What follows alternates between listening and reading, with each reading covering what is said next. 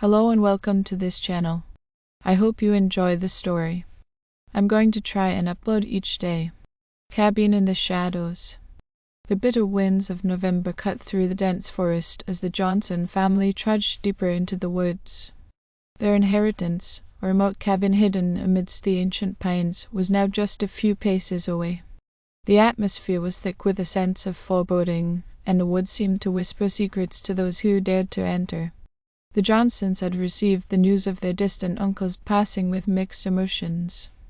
Uncle Elias had always been the black sheep of the family, known for his eccentricities and reclusive lifestyle. No one had heard from him in years, and the revelation that he had left them a cabin in the wilderness was both bewildering and unsettling. The cabin itself stood as a testament to the passage of time.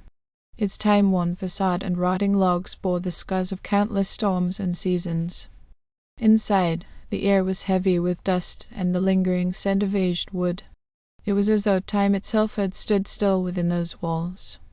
As the family settled in, they felt an eerie presence, as though they were intruding upon the cabin's secrets. Strange occurrences became the norm.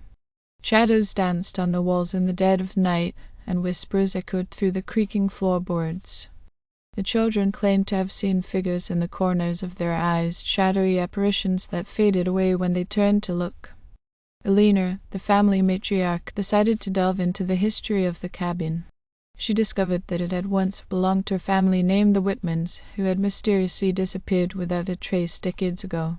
The Whitmans had been known to practice the occult, and rumors of dark rituals had swirled around them.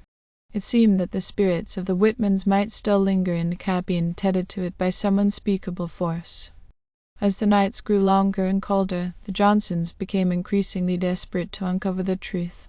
They hired a paranormal investigator named Dr. Samuel Hawthorne, a man well versed in the supernatural. Armed with cameras, voice recorders, and an array of scientific instruments, Dr. Hawthorne embarked on a mission to communicate with the spirits that inhabited the cabin.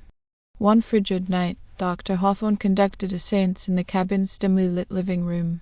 The family gathered around a weathered wooden table, their breath visible in the chilly air. Candles flickered, casting eerie shadows on the walls, and a sense of anticipation hung heavy in the room. As Dr. Hawthorne began to chant incantations, the temperature plummeted, and the very air seemed to thicken. Suddenly, a voice echoed through the room, a ghostly whisper that sent shivers down everyone's spines. It was the voice of a woman, speaking from beyond the grave. The spirit of Mary Whitman, the matriarch of the lost family, had answered the call. Mary's ghost revealed the dark secret that had plagued the Whitmans for generations.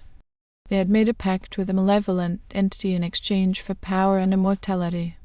In the end, the entity had consumed them, leaving only their tormented souls to wander the cabin's confines. Desperate to free the trapped spirits and break the curse, Dr. Hawthorne performed a ritual of exorcism.